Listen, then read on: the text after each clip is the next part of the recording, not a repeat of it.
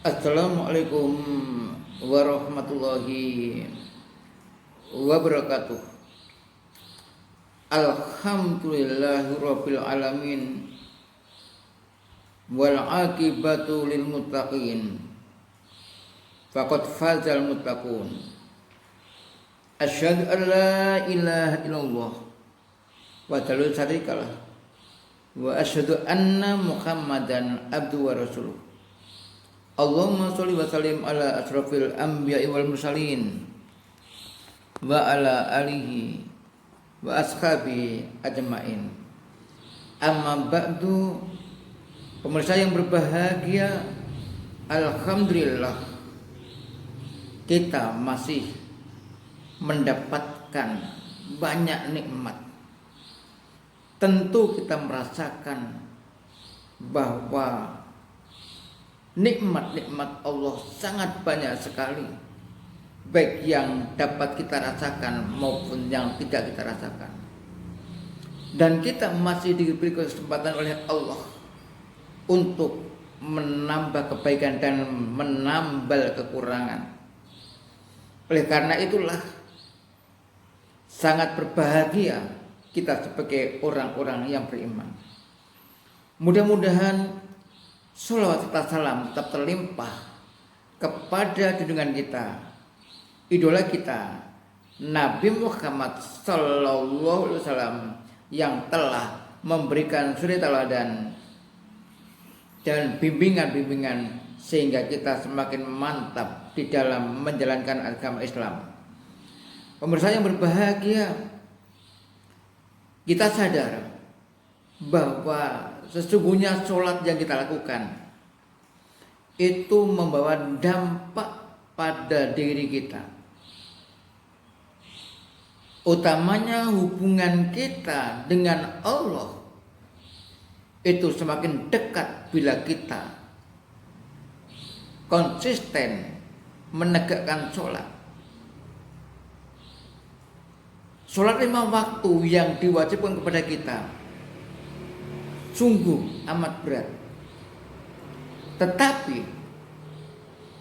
bila sholat itu kita kerjakan dengan keikhlasan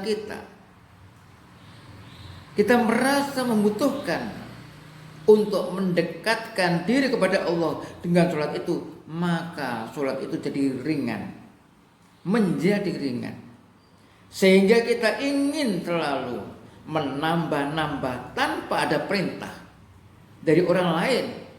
Tetapi kita sadar bahwa hubungan kita perlu kita tingkatkan dengan memperbanyak sholat di samping sholat wajib. Nah, pemirsa yang berbahagia, karena itu dengan sholat 5 waktu itu saja mendidik kita disiplin waktu. Jadi dari waktu ke waktu kita akan dengan sadar melaksanakannya dengan penuh keridhaan kepada Allah Subhanahu wa taala. Inna sholata kanat alal mu'minina kitaban mauquta. Sesungguhnya sholat atas orang-orang yang beriman itu ada kewajiban yang berada dalam suatu waktu. Sudah tertulis, ada waktunya. Nah, alhamdulillah kita sebagai umat Islam sudah tahu waktu-waktu itu. Ada sholat subuh, ada duhur, ada asar, ada maghrib, ada isya, yang jaraknya berbeda-beda. Sudah ada ukurannya, sudah ada waktunya. Ini mendidik kita disiplin, konsisten untuk melaksanakannya. Nah, dengan pertolongan Allah itulah insya Allah kita melaksanakan sholat itu dengan penuh kerelaan, dengan penuh keikhlasan, karena kita merasa membutuhkan untuk mendekatkan diri kita kepada Allah. Nah, setelah itu kita sadar bahwa sholat itu adalah ibadah yang sangat istimewa, karena sholatlah yang nantinya akan ditanyakan oleh Allah yang pertama kali. Bila sholat kita itu baik, maka yang lain dianggap baik. Dengan syarat tentu keikhlasan kita, motivasi kita untuk apa kita sholat. Karena siapa?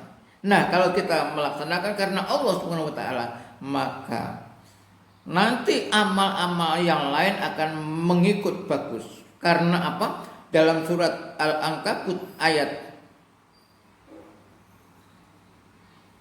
45 Allah berfirman, inna sholata tanha 'anil fahsya'i wal munkar. Kalau tadi pada waktu-waktu ditentukan dalam surat An-Nisa 103, maka di sini ada hikmah sholatnya. Inna sholata tanha 'anil fahsya'i wal munkar. Ini jelas dan kita tahu maknanya. Sesungguhnya sholat itu dapat mencegah perbuatan yang keji dan mungkar. Itu maknanya orang-orang Islam yang sudah sholat sudah semestinya selayaknya menjauhkan dirinya dari perbuatan jahat, dari perbuatan yang menjijikkan, dari perbuatan yang kotor-kotor, sehingga rohaninya bersih. Makannya juga bersih, cara kerjanya juga bersih, kemudian bekerja di mana saja bersih. Tidak ada penipuan, tidak ada hal-hal yang mendatangkan murka Allah dengan kemaksiatan dan perusakan-perusakan itu. Pemirsa yang berbahagia. Jadi kalau ibadah sholat itu istimewa, maka kita tentunya menyiapkan diri untuk konsisten, disiplin menegakkan sholat agar rohani kita semakin bersih, agar hubungan kita semakin dekat kepada Allah Subhanahu wa Ta'ala. Demikian uraian singkat yang dapat saya sampaikan, semoga bermanfaat. Wassalamualaikum warahmatullahi wabarakatuh.